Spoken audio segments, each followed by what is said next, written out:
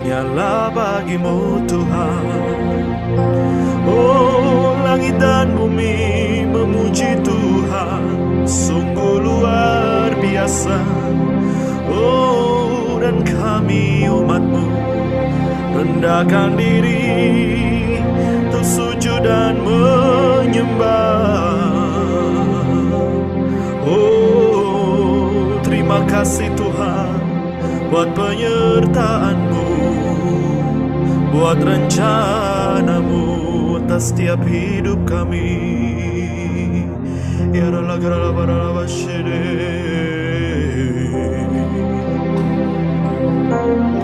jalan-Mu tak terselami oleh setiap hati kami. Namun satu hal yang ku percaya, ada rencana yang indah, tiada terduga kasih-Mu. Heran dan besar bagiku arti kehadiran-Mu selalu nyata di dalam hidupku. Penyertaan-Mu sempurna, rancangan-Mu penuh damai, aman dan sejahtera walau di tengah badai. Ingin ku selalu bersama, rasakan keindahan arti kehadiran-Mu Tuhan. Kita bersama-sama sembah Tuhan. Oh, jalan-Mu tak terselami oleh setiap hati kami. Namun satu hal yang ku percaya, ada rencana-Mu Tuhan, ada rencana yang indah. Oh, tiada terduga kasih-Mu. Heran dan besar bagiku arti kehadiran-Mu selalu nyata di dalam hidupku. Penyertaan-Mu sempurna, rancangan-Mu penuh damai, aman dan sejahtera walau di tengah badai. Ingin ku selalu bersama, rasakan keindahan hati kehadiran-Mu Tuhan. Oh, penyertaan-Mu sempurna, rancangan-Mu penuh damai, aman dan sejahtera walau di tengah badai. Ingin ku selalu bersama, rasakan keindahan arti kehadiran-Mu Tuhan, arti kehadiran-Mu Tuhan, arti kehadiran-Mu Tuhan. Oh, terima kasih ya Tuhan, kami rindu hadirat-Mu, kami rindu kuasa-Mu mengalir di tengah kami. Oh, curahkan kuasa Roh-Mu ya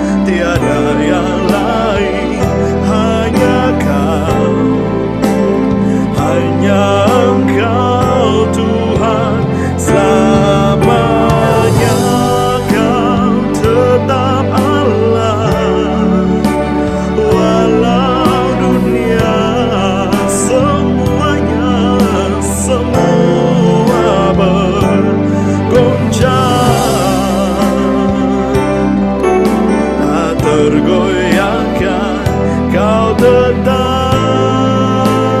Allah, Kau tetap Allah, Kau tetap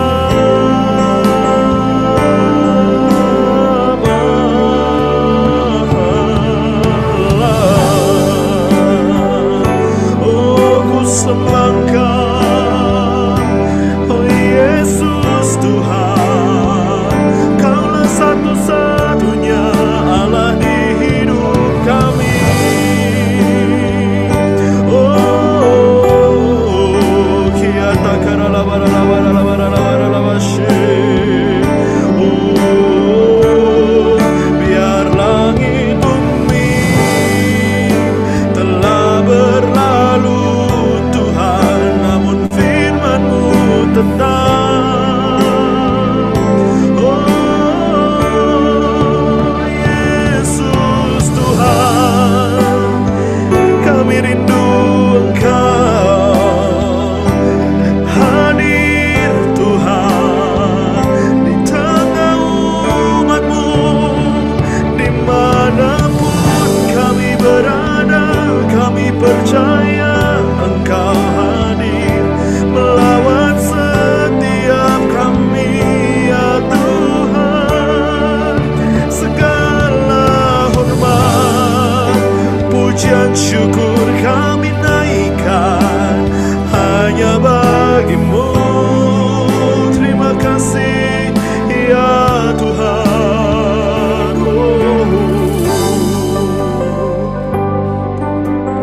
Ya Ratakaralambat, sungguh baik Kau Tuhan.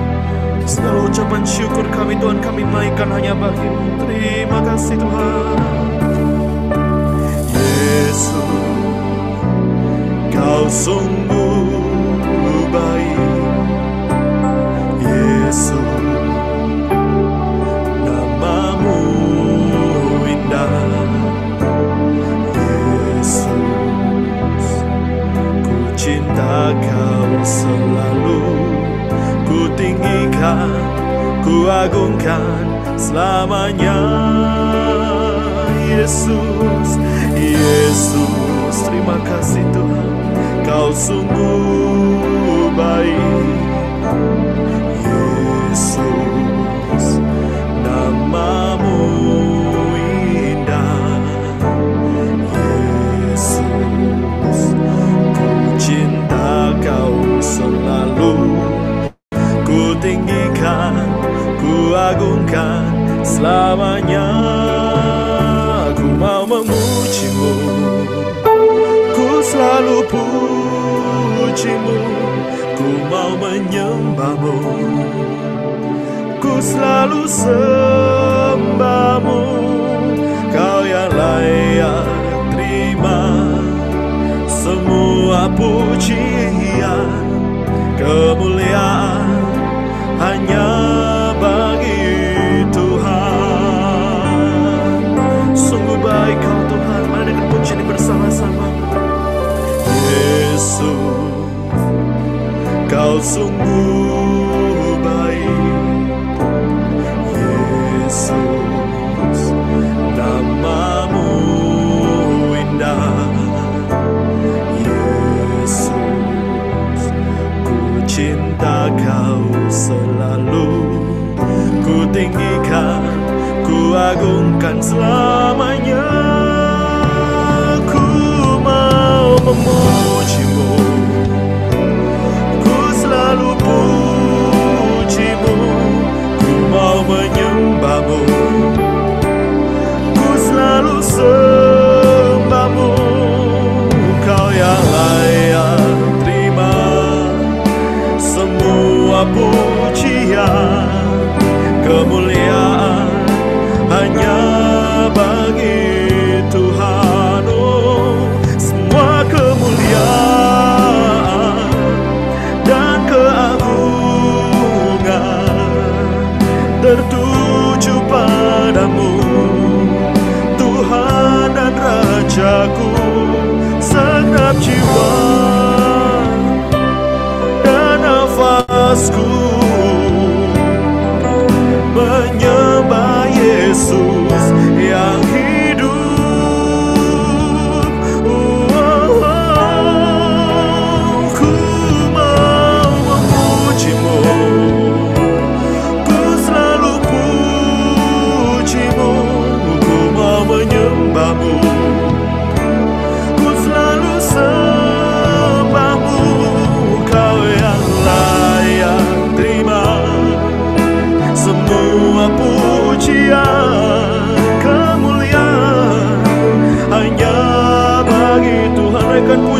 bagi Tuhan. Ku mau memujimu, segala pujian hanya bagimu Tuhan. Sembahmu, ku mau menyembahmu. Ku selalu sembahmu, Kau yang layak terima semua pujian. Kemuliaan hanya bagi Tuhan. Kemuliaan hanya bagi Tuhan. Oh, kemuliaan hanya bagi Tuhan.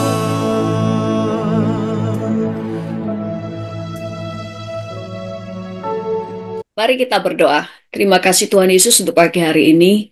Engkau telah membangunkan kami dengan keadaan segar, dengan suasana yang baru, dengan berkat yang baru. Kami bersyukur kami dapat memuji menyembah-Mu dan hari ini kami bisa mendengar firman-Mu. Kami bersyukur Tuhan, kami siap untuk diajar. Kami siap mendengar dengan penuh sukacita di dalam nama Tuhan Yesus. Haleluya. Amin. Shalom semuanya.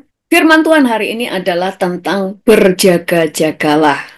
Berjaga-jaga dari apa? Kita baca di dalam 1 Petrus 5 ayat 8 berkata begini, sadarlah dan berjaga-jagalah lawanmu si iblis berjalan keliling sama seperti singa yang mengaum-ngaum dan mencari orang yang dapat ditelannya. Kita semuanya sudah hafal akan firman Tuhan ini yang berkata, kita itu harus berjaga-jaga karena iblis itu seperti singa yang berjalan keliling, yang mengaum-ngaum, dan mencari orang yang dapat ditelannya. Saya sudah sering mengajar bahwa senjata iblis yang paling powerful ada dua, mulutnya dan manusia. Yang pertama, mulut adalah, dengan mulut, iblis bisa berdusta, mengintimidasi, mendakwa, dan menuduh. Itu sebabnya Alkitab berkata bahwa iblis adalah bapa segala dusta. Dan firman Tuhan juga berkata bahwa dia adalah pendusta dari mulanya. Jadi senjata iblis itu adalah dusta. Kemudian yang kedua adalah manusia.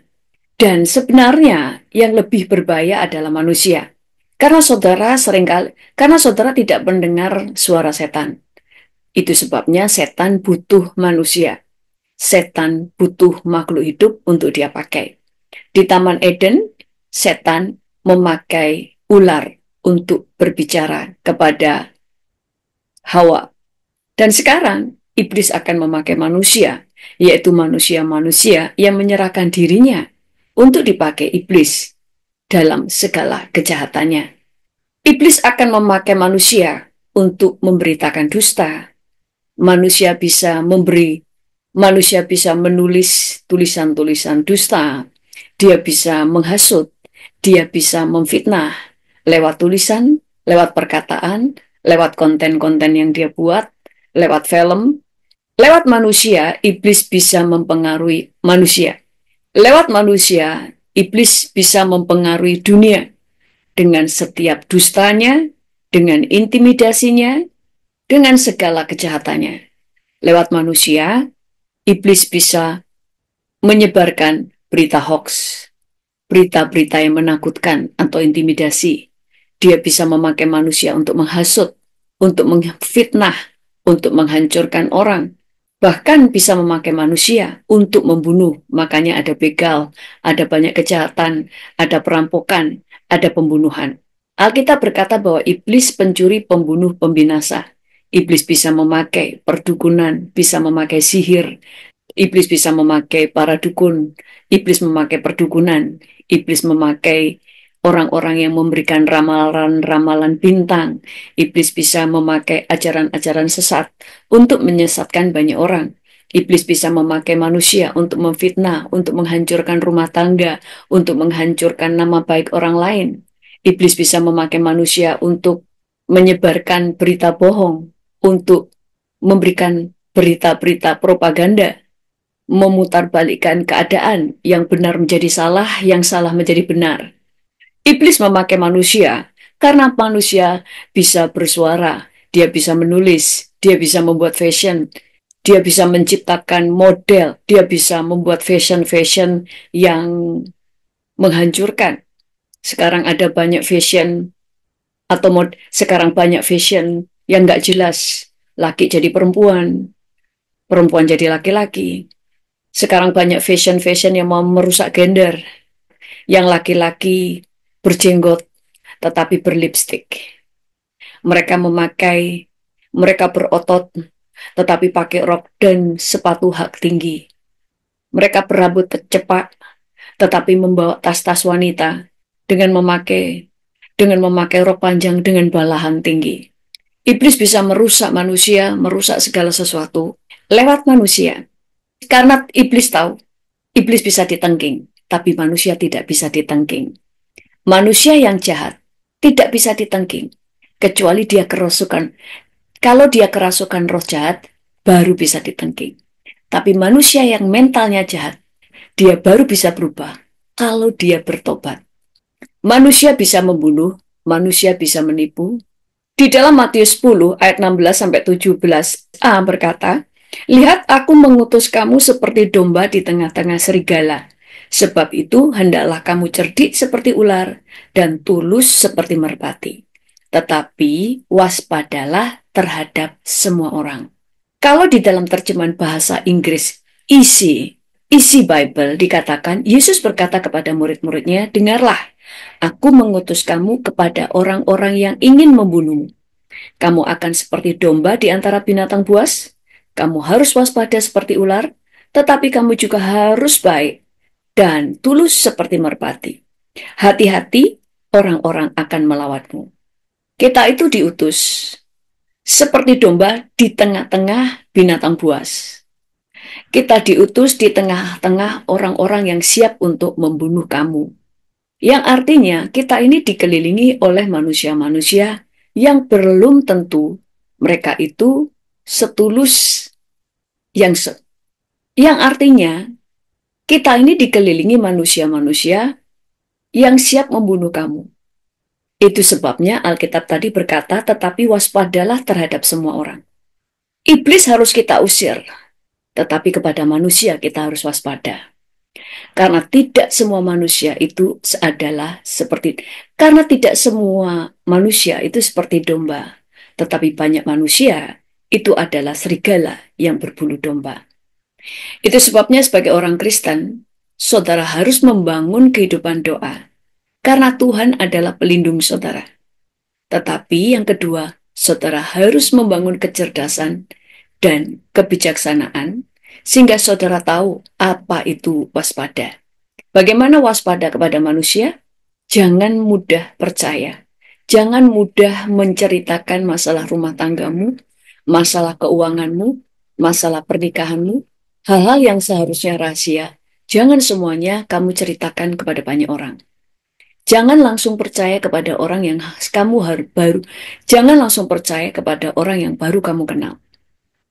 Karena iblis seringkali bisa menghancurkan kita bukan karena kita kurang berdoa, tetapi seringkali karena kebodohan kita.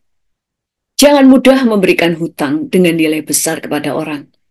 Karena 80% hutang tidak akan dikembalikan, apalagi kalau nilainya besar. Jangan mudah untuk membawa orang untuk menginap di rumahmu. Karena kalau kamu tidak pernah mengenal mereka, kecuali Tuhan yang berbicara untuk kamu membawa mereka ke rumahmu untuk menginap di rumahmu. Karena Alkitab berkata sekali lagi, waspadalah terhadap manusia. Suatu saat ada seseorang yang mendapatkan penglihatan. Ada seorang pendoa yang mendapatkan penglihatan. Ada orang-orang yang dirinya dilindungi oleh tudung kaca atau seperti mangkok kaca. Dan dia berdiri di atas beton. Tapi ada orang-orang yang yang dilindungi oleh mangkok kaca, tetapi dia berdiri di atas tanah. Anak-anak Tuhan, waktu kita menerima Yesus sebagai Tuhan dan Juru Selamat, kita semuanya ada di dalam perlindungan kaca. Kita ada di bawah, kita ada di dalam perlindungan seperti mangkok kaca yang besar. Dan mangkok kaca itu walaupun elastis, itu sangat kuat dan iblis tidak bisa masuk ke dalamnya. Tetapi ada orang-orang Kristen yang berdiri di atas tanah. Jadi sekalipun dia, misalnya ada orang Kristen berdiri di atas, berdiri, dia ada di dalam perlindungan. Jadi kalau ada orang Kristen yang berdiri, dia ada di bawah perlindungan mangkuk kaca, sehingga iblis itu gak bisa menyerang dia. Tetapi beberapa orang berdiri di atas tanah, sehingga iblis tidak bisa untuk masuk lewat kaca itu karena mangkok kacanya sangat kuat, tebal, walaupun elastis. Maka dari mana iblis bisa masuk? Dia bisa masuk lewat tanah. Dia menggali tanah dan masuk lewat tanah, dan dia bisa menyerang orang percaya itu. Lalu Tuhan memberikan saya hikmat. Banyak orang Kristen yang berdiri di atas tanah adalah mereka yang bodoh. Alkitab berkata, kita harus berdiri di atas firman. Firman itu seperti batu karang. Dia adalah batu yang sangat kuat. Iblis tidak bisa menyerang kamu. Dia tidak bisa melewati batu. Dia tidak bisa untuk menembus batu karang. Yang kuat itu yaitu firman Tuhan atau Tuhan itu sendiri. Itu sebabnya sebagai orang Kristen kita tidak hanya dituntut untuk mengenal, kita tidak hanya dituntut percaya Yesus, tetapi mempercayai firman-Nya. Orang yang mempercayai firman, dia akan melakukan apa yang firman Tuhan ajarkan. Kalau firman Tuhan berkata waspadalah terhadap manusia, maka waspadalah terhadap manusia. Kalau firman Tuhan berkata jaga hatimu, maka jaga hatimu. Kalau firman Tuhan berkata kuasailah dirimu dalam segala hal, kuasailah dirimu. Orang yang mengikuti Alkitab berkata, orang yang merenungkan firman Tuhan, dia akan menjadi orang-orang yang bijaksana. Itu sebabnya peperanganmu bukan hanya melawan setan, tetapi peperanganmu adalah melawan kebodohan. Karena hanya orang bodoh yang mudah dikibulin, yang mudah diperdaya oleh manusia yang dipakai oleh setan. Jadi, bangun kehidupan dengan Tuhan, dengan iblis, peperangan melawan iblis, engkau bisa menengkingnya dengan kuasa darah Yesus, dengan nama Yesus. Alkitab berkata, apa yang kamu ikat di bumi akan terikat di surga, apa yang kau lepaskan di bumi akan terlepas di surga. Dan yang kedua, peperangan melawan manusia adalah membangun kewaspadaan. Jangan bodoh, tetapi bijaksana. Tulis di chat, peperangan kita melawan iblis dan melawan kebodohan. Tulis di chat, senjata iblis adalah mulutnya dan kedua adalah manusia. Tulis di chat lagi, perang melawan setan adalah dengan menengkingnya dengan nama Yesus. Tapi perang melawan manusia adalah dengan cara membangun kewaspadaan, kecerdasan, dan kebijaksanaan. Tetapi perang melawan manusia, engkau tidak perlu menyerang mereka, tetapi engkau harus melindungi dirimu dengan cara waspada. Mari kita berdoa. Kami mengucap syukur kepadamu Tuhan, Engkau luar biasa, Engkau dahsyat. Pagi hari ini kami diajar untuk bijaksana, untuk waspada terhadap manusia. Karena tidak semua manusia tulus, tidak semua manusia itu domba. Tapi banyak di antara mereka adalah serigala-serigala yang berbulu domba, yang siap untuk memangsa kami, yang siap untuk memangsa. Itu sebabnya Tuhan ajar kami untuk menjadi orang-orang yang penuh dengan hikmat, membangun kewaspadaan, membangun kebijaksanaan, kecerdasan di dalam hidup. Kami bersyukur kepadamu Tuhan, dan saat ini hamba-Mu berdoa, biarlah semua yang hadir di ibadah pagi hari ini, semua mereka dibentuk mentalnya, dibentuk cara pikirnya, menjadi orang-orang yang cerdas, bisa membangun kewaspadaan, bisa membangun kebijaksanaan, kecerdikan, dan memiliki roh hikmat dalam hidup mereka. Kami bersyukur kepadamu Tuhan, terpujilah namamu. Dalam nama Tuhan Yesus, haleluya, amin.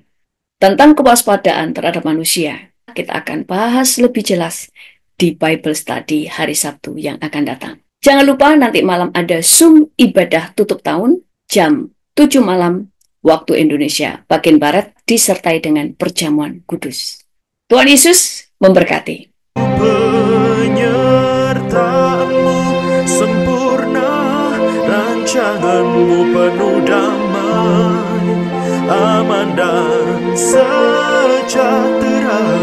Walau di tengah badai, ingin ku selalu bersama, rasakan keindahan